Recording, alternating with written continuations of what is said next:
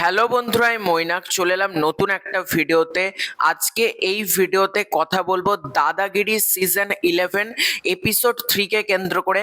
তোমরা হয়তো ভাববে যে আমি প্রতিদিনই কি এরকম এপিসোড রিভিউ করব। দেখো, আমার পক্ষ থেকে যতটা পারছি করছি। প্রতিদিন পসিবল হবে কিনা, মানে আগামী সপ্তাহ থেকে প্রতিদিন পারবো কিনা সেটা আমি বলতে পারছি না, কারণ দাদাগিরি এখন সদ্য শুরু হয়েছে।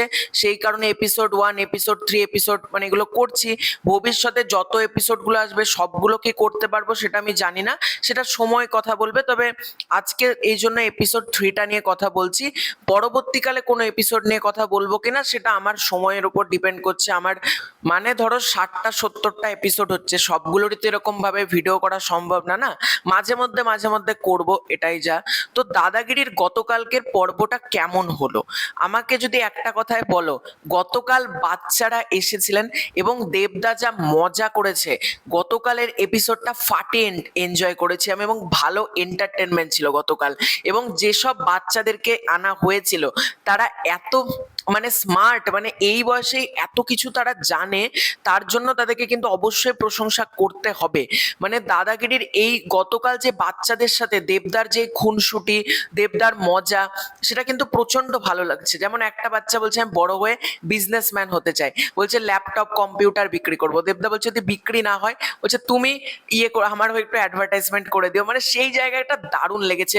এবং এআই মশাই বাচ্চাদের সাথে যেরকম গতকাল মজা করেছে, সেটা অরিত্র দত্ত বণিক করে যে ভয়েসটা দেয়, সেই রোবটটা এত সুন্দরভাবে গতকালকে দেখানো হয়েছে, সেটার কিন্তু বেশ ভালো লেগেছে। এবং গুগলিতে দেবদার এই যে মানে প্রেজেন্স, আমার বিশেষ করে ভালো লেগেছে গুগলি রাউন্ডে দেবদা এমন ক্লু দিয়ে দিচ্ছে, মানে কাছে গিয়ে সেটা প্রত্যেকে বুঝে ফেলছে এবং প্রতিটা বাচ্চায় কিন্তু প্রায় সঠিক উত্তরই দিয়ে দিচ্ছে।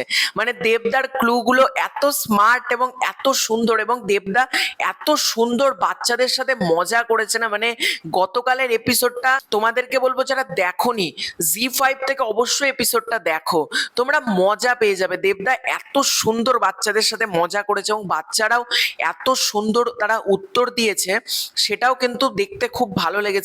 এবং ফার্স্টেড 25, ফার্স্টেজ 50, এই যে এইগুলো হঠাৎ 50 থেকে কমে যাওয়া, সেইটা যে একটা চমক রয়েছে শেষে, সেটাও কিন্তু বেশ ভালো। হ্যাঁ, আর দাদাগিরির পর্বগুলো খুব ভালো হচ্ছে। এবং দেবদা এই যে প্রতি মুহূর্তে সৌরভ গাঙ্গুলির কথা প্রতি এপিসোডে কিন্তু বলছে, গতকালও দেবদা বলছে যে 10টা সিজন সৌরভ গাঙ্গুলি মানে চালিয়ে নিয়ে গেছে আমাদের দাদা, কিন্তু আমি আমার মতন করে চেষ্টা করছি দর্শকদেরকে ভালো কিছু দেওয়ার।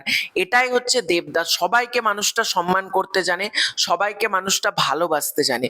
তো তোমাদের দাদাগিরির এই যে বাচ্চাদের পর্বটা কেমন লেগেছে কমেন্ট করে জানিও। এবং কারা কারা তোমরা দেখেছো আর কারা দেখোনি, তারা অবশ্যই জি5 থেকে কিন্তু এপিসোডটা চেক আউট করতে পারো, তোমাদের কিন্তু বেশ ভালো লাগবে। তো এটাই ছিল আজকের ভিডিও, খুব শীঘ্রই দেখা হচ্ছে নতুন কোনো ভিডিওতে। ততক্ষণের জন্য বাই বাই।